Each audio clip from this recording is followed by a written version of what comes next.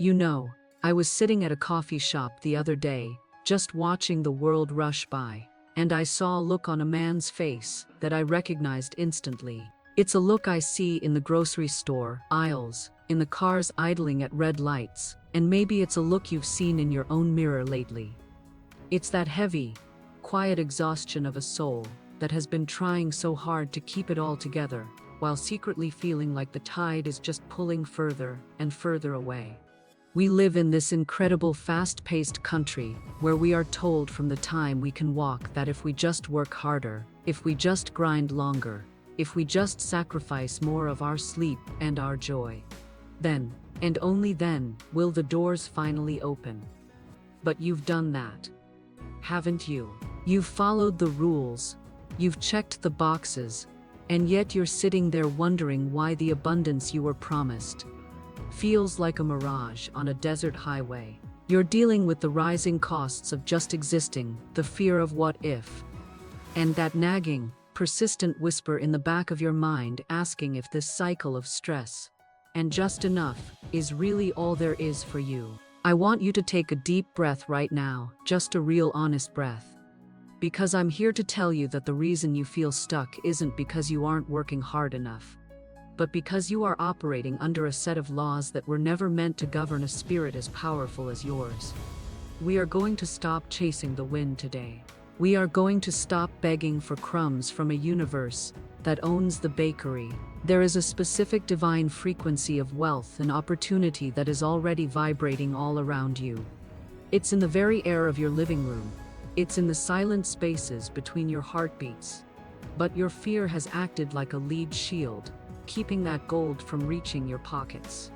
Today, we are dropping the shield. We are going to talk about why your words have been working against you, why your timing is actually perfect, even when it feels disastrous, and how to pivot your entire reality by changing the one thing no boss, no bank, and no economy can ever touch: your inner conviction of what you deserve. You see, most of us are walking around inside a house we didn't even know we built. A house made of no and not yet. And I'm not sure I'm enough.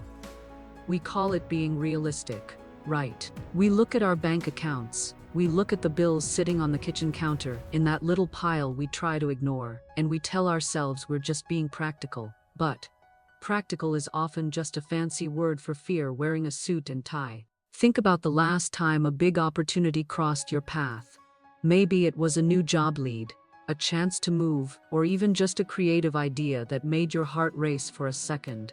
And almost instantly, that cold, familiar voice whispered, "Who do you think you are? You don't have the cushion for that. What if you fail in front of everyone?" That voice, that's the architect of your poverty. I remember a woman I spoke with recently, living in a suburb of Atlanta, who had spent 15 years in a cubicle.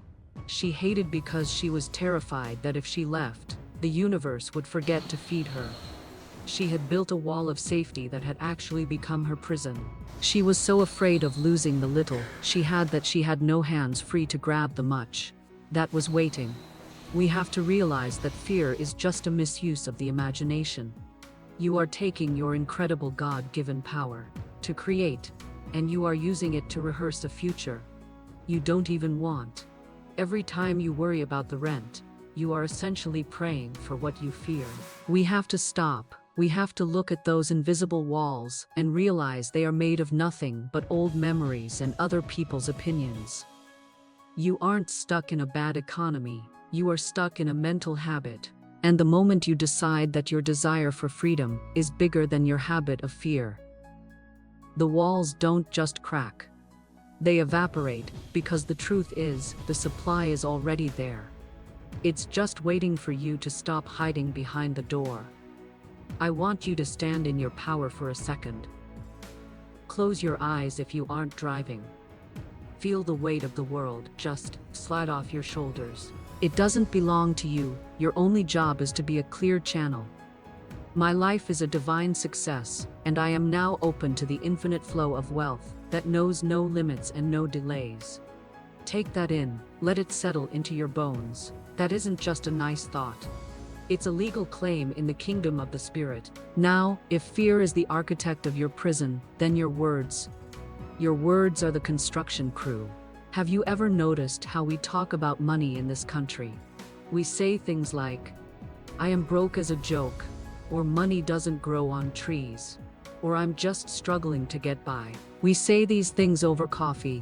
We text them to our friends, we mutter them while we're standing in line at the department store. We think we're just describing our reality, but we're actually ordering it.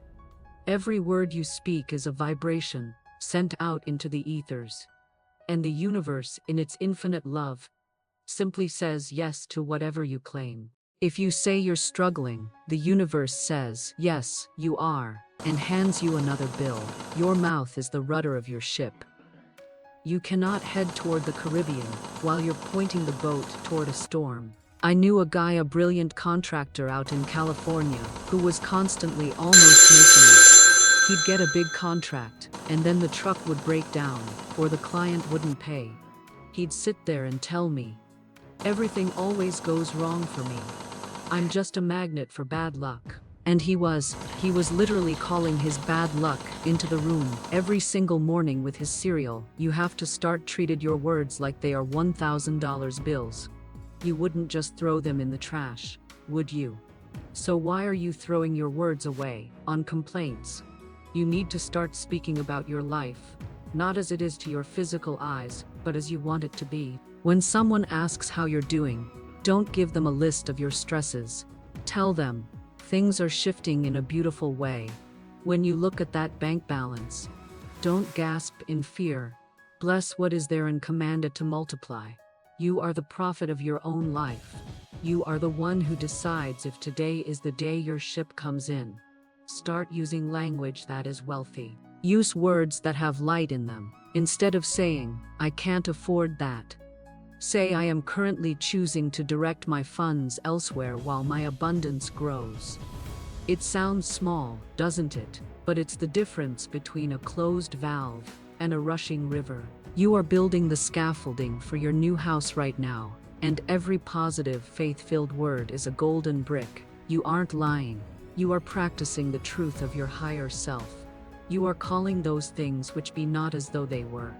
And when you do that with enough conviction, the physical world has no choice but to catch up. You're waiting for that phone call, aren't you? Or maybe you're waiting for the sold sign to go up, or for that investment to finally turn green. And every day that passes without a sign feels like a personal rejection from the universe. We are so conditioned in this on-demand culture, where we can get a package delivered to our door in 4 hours, that we've lost the art of the sacred wait. We think if it hasn't happened yet, it's because we've been forgotten. But I want you to consider something that might change your entire week. What if the delay isn't a no? What if it's a protective not yet? Think about a fruit tree. You can't scream at a peach to ripen in January just because you're hungry. It would taste bitter, it wouldn't nourish you. The universe is working on the ripening of your circumstances.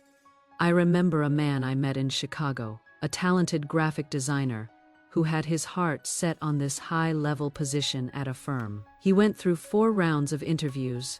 He felt it in his soul. He told his family he got it. And then, he got the "we went with someone else" email. He was devastated. He felt like he had failed his manifestation. He spent 2 months in a dark place, doubting everything, only to find out that 3 months later, that entire firm folded due to a legal scandal. And a former colleague from a completely different state called him out of the blue for a partnership that paid triple his old salary. If he had gotten what he wanted when he wanted it, he would have been trapped in a sinking ship. The universe saw the storm on the horizon that he couldn't see. Your delay is often the divine removing a block, or a person, or a situation that would have hindered your long-term expansion. You have to trust the rhythm. You have to realize that there is a deep underlying intelligence that loves you too much to give you a blessing before you have the capacity to hold it. When you stop pushing and start flowing, when you say, I trust that everything is working for my good, even the silence, that's when the miracles actually start to move faster. because you've finally dropped the resistance. You've stopped checking the watch and started checking your heart. We've talked about your words, and we've talked about your patience. But now we have to talk about the weight you carry in a room. Have you ever noticed how some people just seem to walk into a space, and opportunities literally fall into their laps? We call them lucky, but it's not luck, it's resonance. They have tuned their internal dial to the frequency of overflow, while most of us are still tuned to just enough. You cannot attract $1 million life with a 10-cent sense of self-worth. It just doesn't work.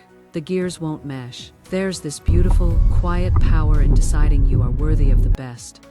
Not because of your degree, or your zip code, or how many followers you have, but simply because you are a breath of the divine. Many of us, especially here in the States, have been taught that our worth is tied to our productivity. We think we have to earn the right to be wealthy, but you don't earn the sun to shine on you, do you? You just step outside. I want you to think about how you treat yourself when no one is looking.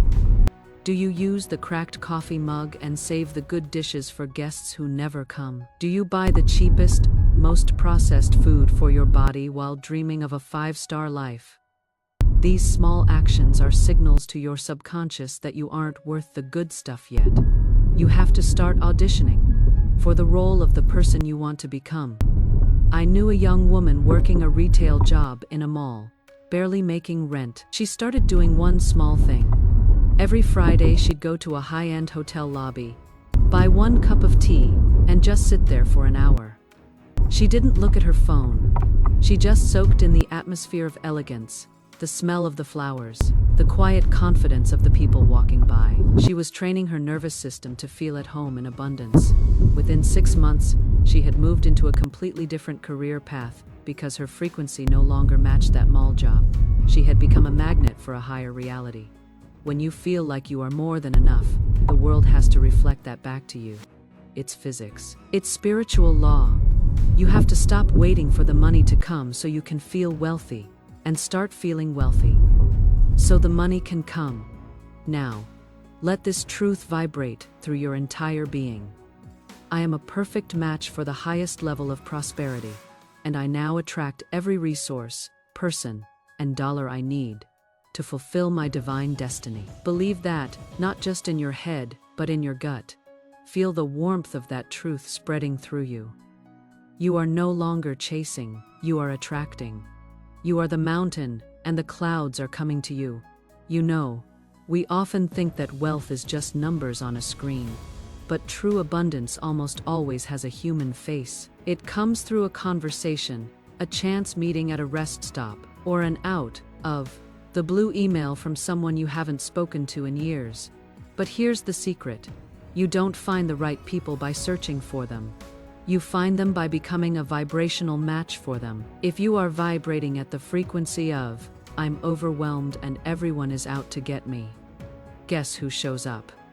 People who confirm that exactly. But when you shift, when you decide that the world is a friendly place filled with helpers, the doors don't just open, they practically fly off the hinges. I remember a guy from Seattle, a brilliant coder, who was desperately trying to get his startup funded.